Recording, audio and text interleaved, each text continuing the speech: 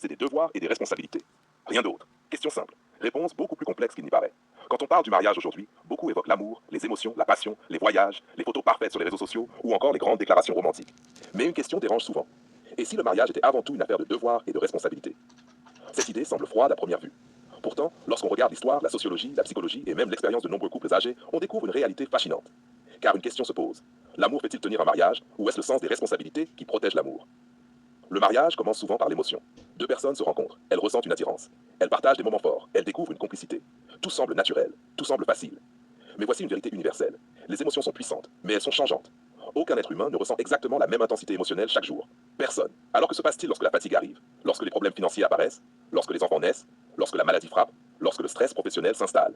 Le moment où le mariage devient réel. Le mariage devient véritablement réel lorsque la vie cesse d'être confortable. C'est là que les responsabilités apparaissent. Être présent, être fiable, protéger sa famille, tenir sa parole, gérer les difficultés, faire des sacrifices, accepter parfois de donner davantage que l'on reçoit. À ce moment-là, le mariage n'est plus seulement un sentiment, il devient un engagement. Une question qui mérite réflexion. Imaginez deux couples. Le premier est fou amoureux mais refuse les contraintes. Le second connaît des hauts et des bas émotionnels mais assume ses responsabilités avec sérieux. Lequel a le plus de chances de durer sur 20 ou 30 ans? La réponse n'est peut-être pas aussi évidente qu'on le croit. Les anciens parlaient rarement de bonheur. Dans beaucoup de cultures, les générations précédentes parlaient peu d'épanouissement personnel. Elles parlaient davantage de devoir, de famille, d'engagement, de transmission. Aujourd'hui, certains considèrent cette vision comme dépassée. D'autres pensent au contraire qu'elle contenait une sagesse oubliée. Car lorsque chacun se concentre uniquement sur son propre bonheur, qui protège le couple pendant les périodes difficiles. Le piège moderne. Nous vivons dans une époque où tout semble remplaçable. Téléphone, voiture, travail, objets du quotidien, parfois même les relations humaines. Mais un mariage peut-il survivre si l'on adopte une logique de consommation? Si chaque difficulté devient une raison de partir? Si chaque frustration devient une preuve que quelque chose ne fonctionne plus? Question ouverte. La responsabilité est-elle romantique? À première vue, non. Pourtant, réfléchissons. Qu'est-ce qui est le plus rassurant? Une personne qui dit je t'aime tous les jours ou une personne qui est présente lorsque tout s'effondre?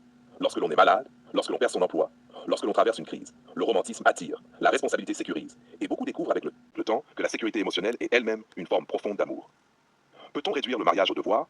Probablement pas, car un mariage sans affection ressemble à un contrat administratif, sans tendresse, sans complicité, sans admiration, sans désir. Le couple risque alors de devenir une simple organisation logistique, deux colocataires très efficaces. Mais est-ce encore un mariage? Là encore, la question reste ouverte. Le véritable équilibre. Peut-être que l'erreur consiste à opposer amour et responsabilité. Et si les deux étaient inséparables? L'amour donne une raison de construire. La responsabilité permet à la construction de tenir debout. L'un inspire, l'autre protège, l'un allume la flamme, l'autre empêche qu'elle s'éteigne au premier coup de vent. Une expérience de pensée. Imaginez un couple marié depuis 40 ans. Ils ont connu des moments de joie, des désaccords, des épreuves, des succès, des périodes où ils étaient profondément amoureux, d'autres où ils étaient simplement fatigués. Qu'est-ce qui les a amenés jusqu'à leur 40e anniversaire? La passion permanente ou la décision répétée, jour après jour, de rester engagés malgré les difficultés? La grande question, le mariage est-il seulement une histoire d'amour? Est-il seulement une histoire de devoir? Ou est-il la rencontre entre deux personnes qui acceptent volontairement de porter ensemble des responsabilités pour construire quelque chose de plus grand qu'elles-mêmes?